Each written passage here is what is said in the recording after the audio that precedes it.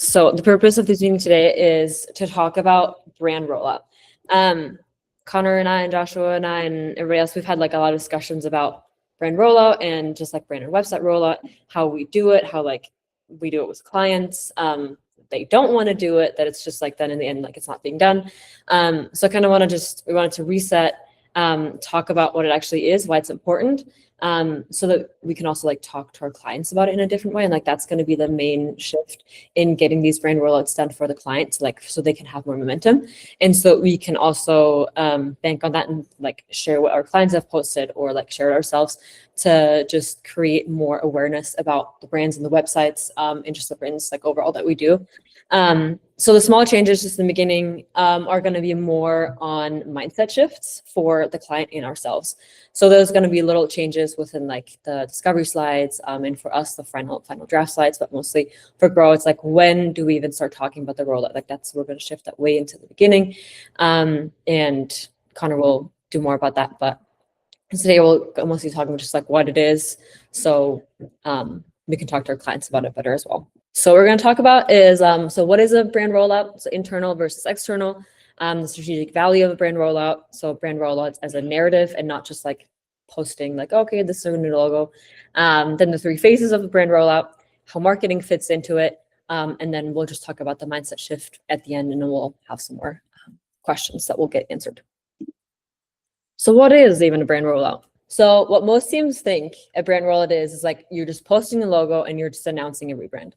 But there's like so much more behind that, because like it's the moment a brand becomes like real to the world. That could be with a new brand or with any brand updates. You're like, okay, you're saying, hey, you're just showing to the world like this is the new us and this is what it means. So it creates a lot more, it's not just hype around it, but it's just announcing this is who we are too. So it's like bridge between strategy and perception. So you can kind of like frame how you want them to see the new brand before anything else happens, before somebody just like notices it on this, oh, like their logo changed, like, huh, why? So you're kind of creating the perception for the customers. If they see it right, and if they question the change, they can always go look more into it. What are announcements? So there's just no question, and it also just reinforces the brand a little bit more. So that's why like brands aren't just like launched, they're introduced, reinforced, and adopted. So like introducing, okay, this is what we're changing exactly, this is why we're changing. And then you reinforce it with like, oh, like see how this works in this space now. And so like you reinforce it and you like adopt it everywhere. And that's why I want to talk about also like internal versus external. Cassandra already started talking about this, but like with internal, that's kind of more, that's the bigger change. Like we just see the external, but the bigger change is internal. And I know that a lot of times it can be hard to talk to clients about like changing everything, because nobody likes change in the beginning until we like see that it's actually good. It's like it's updating the assets, like websites, everything that they already do and that you already try to do with them. But I know there's a lot of like resistance against, I don't know, any type of like change. So that's why I also wanted to ask, what do you guys see as like being the #1 resistance point and the #1 pain point, or where it kind of like gets lost for like the internal rollout, for them speaking to, everybody in the company, like getting everyone on board, revisiting procedures and like how the company works and like implementing like the brand more, and then like updating everything. Like where would you guys say there's like the most resistance from clients? So that's why internal is just so important, to get everybody on the same page, say, okay, this is like how we do it. And we'll have more like detailed documents, like saying, okay, this is how you can do an internal rollout. So like a step-by-step, just like, here's this for you, like as a guide that we can send to our clients. And then the external part about it is just the announcement and launch. Is like, okay, how do you present this to the public? But you've already done all the internal work. So you've started updating everything. And then like on that date, you launch it, you explain it, and then you just keep reinforcing. Okay, because we talked about what it is. We'll just go through a couple of examples. So these two are actually brand agencies. And so this is like on the agency side, how they're rolling it out. But what could be, like an example of, these are also the assets we make, and they gave a good explanation. And then I want to look at the logo rebrand and just like their one post that they did about it. Okay, so they talk about this a little bit, what it does, but then in like within their assets, right, how they post it, they gave like a long explanation of like, this is for like more them facing, so this will be more for Elena, how to do that internally. But it's a lot of like situations. So it's not just the logo. So this is also when we focus more, say, okay, how can we leverage our like mockups and make them look more real life and better, and have like things like this that look very credible for the brand, make them very like engaged with the consumer, and get things like that up as well. So if you guys want like just inspiration on, you know, how other, I know they have a lot of motion and we can't do that much motion. We'll try to add a little bit in, but and like just how they present it, and just get a little bit inspo here too. So that's like Wolf Oz is a good, and then here, just so we know what it like, just literally what a brand rollout looks like. Also, they just have like a couple of different things about the brand, right? And then they explain about it and then explain what it is. Same with like here, it's just a bunch of like mock-ups. Like this is what we're just like trying to do too. As just showing like things about the brand, showing it applied. And then, you know, as a brand, if you post it, you go more into detail like about why.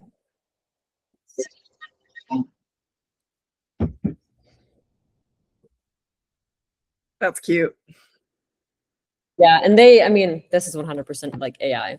I mean, yeah, but which is something everybody can do. But here, they don't even, okay, I can't scroll down that much, but they don't even put that much info like in it. And then like, this is just to create hype. So this is also a thing that we could do, is saying, okay, it's just like a post, something like this on Instagram or TikTok or Facebook, or whatever, that then like wants them to look more into it. So it's more okay, like this is the way to then maybe listen to the website, on the website, something about the rebrand, right? So it can also be something like this. So there's like so many different possibilities to announce like a rollout that then creates this interest in like, hey, why? And so I think this is a good example of creating this hype and interest and wanting to dive deeper into it, because they're just like, oh, like this is a new era, and it's like new and improved, like a new chapter. So this is like a little short write-up of like a new logo mark for a new chapter, along with intention, innovation without limits. So like kind of explaining why, right? And then people will have their opinions. And anyway, and then you know, get some engagement and people. So it's just easy, like an attention grab and like engagement grabbing. Yeah, so just wanted to share these 3 examples. I know everybody's probably seen the Utah one, the Olympics, so I wasn't gonna share that. I know it's a lot and it can feel probably overwhelming, like how we can do it, because sometimes we don't even get access to the social media, or, you know, like you can't just post on LinkedIn for them. It's more like you prepare it and say like, hey, this is what you could say. And then these are the assets and you just give it to them, and you can't really control if they do it or not, but we can just try our best in like the reframing, which we'll talk about. But any other ways, like how, if you get access, how we can make it look, or even just like ideas for any other launch that maybe can be like other free marketing, if we already posted, you know, the relaunch, and then it's like another little video like this. But we're just going to talk first about the strategic value of a brand rollout and like the free marketing that we wanted to kind of shift, and tell our clients that that's what it basically is. So what a strong rollout does, right? So it signals confidence and clarity. So these are kind of like the checkpoints that when doing a rollout, this is what we want to do. It signals confidence and clarity. It builds trust. So you like, how would you, if you're one of their customers, how would you want to be told that there's a change? So I think that's one of the big things. Is anchors perception early. So before people can make up their mind like negatively about it. And I know we don't work with that like big brands right now who are, you know, their change is going to affect like so many people's lives, and it is smaller, but even on a smaller scale, it can have big impact.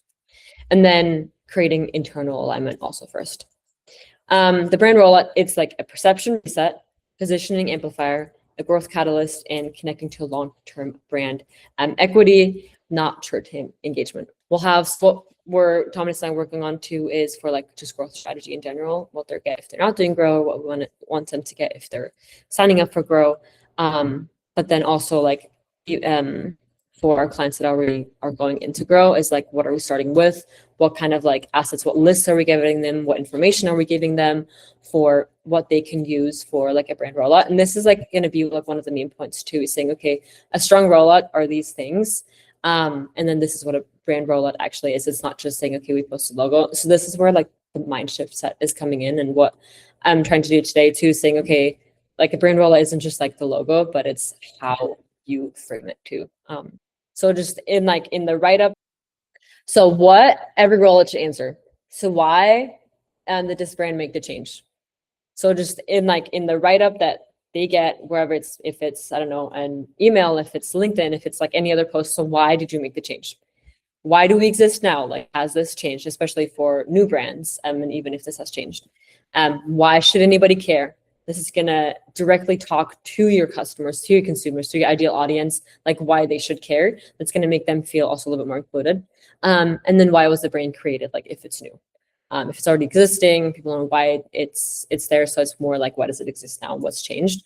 But it's like, why was the brand created for new ones? And then if this can be answered in like 4 to 6 sentences, that's like the ideal amount for a rollout for just getting them interested in it. And then here it's like reveal, reinforce, and remind. So just going over this again and again. It's like, it's not going to happen all at once. Like, oh, you got to change everything right now. Like you got to change your chart graphs. You got to change like all of your social media. You got to change, like nothing is happening at the same time, which is fine because you're just revealing it. You're revealing change. You're reinforcing it by then showing time after time. Oh, like this is everywhere now too. I mean, with the Lola one, like they made their change and they started changing billboards, but there's still so many billboards that have not changed. Like that's because they already paid for it. And of course they're not going to change it. Just like the truck wraps, right, that you're talking about. They already paid for it. So they're not going to constantly change it right now, but it's just like a step-by-step whenever they're ready to, and they can reinforce it over time even more. And then it acts as a reminder. So that's also just for them to keep in mind. Nothing has to happen at the same time. Like it's a process and it's about the story. Yeah. So within the brand guide, I mean, this should be answered, right? So why does it exist now? Should be answered in the purpose. Why should anybody care? Should be answered like within the vision or mission. And like with a startup, it's just the mission, but even within the mission, like that should be answered. So if you can't find these, like always just talk to us. Like also, and if you just need help, even if it's answered, just talk to us. Like we're like, we want to help where we can, especially like with the rollouts, and just collaborate on that too. Or if you feel like, oh, I kind of want this one more asset, just, re-listen. Then I just want to talk quickly about like the 3 phases of a brand rollout. So internal alignment, we already talked about this. So how do teams talk about brand? Why internal rollout matters more than external first. And if the team can explain it, the market won't understand it either. So going back to like what Haley said at the beginning, phase 2 is going to be the external introduction. So this is where we can do the most. Internal, it is on the client. Like this is just to explain it to them and just reinforce it and say like, hey, this is why it's important. But at the same time, like unless they invite us to like an internal meeting with like as the brand strategist and say, hey, can we do this? There's not really a lot that we can do. And it's mostly saying, hey, just encouraging them because it's just for their benefit. It's just going to hurt them if they don't.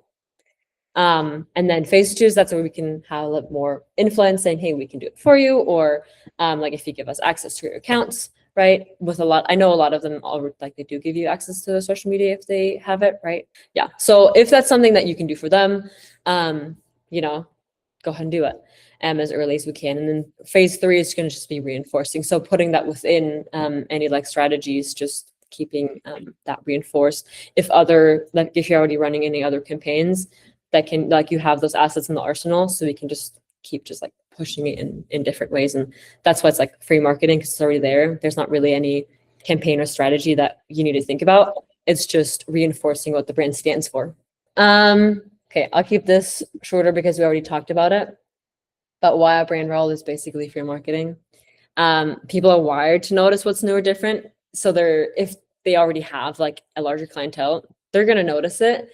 And so they're just going to want to hear about it anyway. So like, oh, they're going to question it in their head. They might not go and ask them, but they're already going to notice it anyways. So that's why it interrupts the familiarity, and it can either be good or bad depending on like how well you frame it. Yeah. And then, I know it already took a long time, and then you're activating existing channels, not buying new ones too. Like you already have social media, the website's already up. You already have an email list. Like you already have like internal teams, client. So there's so many things that already exist where you can just leverage it. And there's no like new spend on it. It's already there. You're just putting it out there, trying to frame it right. So you don't need to create anything new. It's just already there. So that's why I think just calling it free marketing for them, I think is a good mindset shift. Yeah, so it'll we're still want to do, so Joshua is working on like redesigning the brand the Grow Discovery slides. And so within the Grow Discovery slides, there's going to be like points on the brand rollout. And within that, it's like focusing on it and saying, I know Connor has this, actually, I might pull that up later, but like the changes, so we want to talk about the changes that you proposed. Any other questions about like the mindset shift?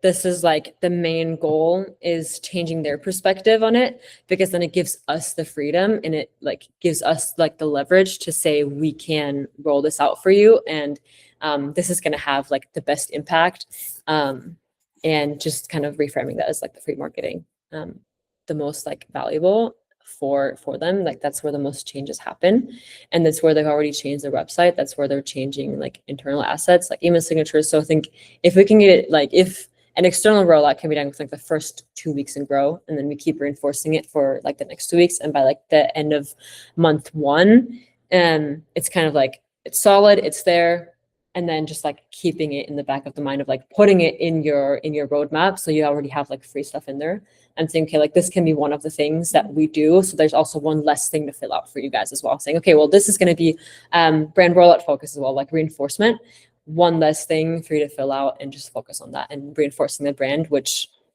is what engages the consumers to it. We're not going to just like say, okay, we post the purpose like every month, or like the vision statement. Like that's not the idea behind that. Just saying like, oh, this is what we stand for. But it's more like, hey, what are we doing to reinforce that? That can be like reminding them, oh, like we have these products because we believe in this, or we are making, let's say, I don't know, like this is important to us because of that. So it's more like reinforcing what they stand for, even if it's, oh, we just were at this event because this is like, these are our values and that's why we want to reinforce them. So standing for something in like what you do. So this is like if they already, if they go to any conventions, if they launch any new products, if they, have any new photography, or if they do any videos, or anything like that, is like just reinforcing what they're already doing and just putting the brand behind it, basically. We already talked about this, like what's changing for us. For us, what's changing is creating this mindset shift within the client. So starting to talk about rollout when we have our brand discovery, when we have our brand final draft, when we have our build first draft, when they have their build final draft, and then within the Grow discovery. So it's like we're planting little seeds so that they're already prepared for what's going to happen, and to actually really get them to make that decision. Because right now, like they don't want it. It's like late. They're like, oh, I don't know. Like, why would I do that? But it's starting it from the beginning, putting in seeds, and then actually having these like step-by-steps, like say, this is an email you can send like internally, or like this is the layout for like a LinkedIn post or Instagram post. Like these are the questions we should answer for every single client. So having a more outlined procedure for the rollouts, and then just changing what's in our discovery and final draft slides to keep reminding them, and like how we talk about it as a team. That's the main points that are changing. So there's no like process changes, there's no like extra meetings, but it's more how are we using the meetings that we already have to just kind of focus on that a little bit more. But because I feel like they're just mostly how we approach it, rather than any like process changes and saying like, oh, people have to be at this meeting. Like there's no extra like time. I feel like this might actually be easier for you guys. And what we want to do is just create more time for you so you can focus on other things for the client too, and give this like brand power to you guys so you can use it. But Q&A, I just put up some questions, and I feel like most of them have already been answered. I was like, if we don't get to it, we'll answer these questions. But you already asked, like, what platforms do we use? AJ already talked about that, and we mentioned it. What if the client still says no? Well, can't do anything about it. All we can do is just re-emphasize how important it is. But if they're stubborn, then it's on them. And how does it work for completely new businesses versus brand updates? We also talked about that. It's just like what questions you answer, how you reinforce it. Yeah. Any more, should I go more into detail, or was that answered already anyways? So it's just like some examples, but if there's any other questions. Thank you so much. Thank you for letting me Great. have this time. Thank you guys. Yeah. Bye guys. Thanks for coming. Very good.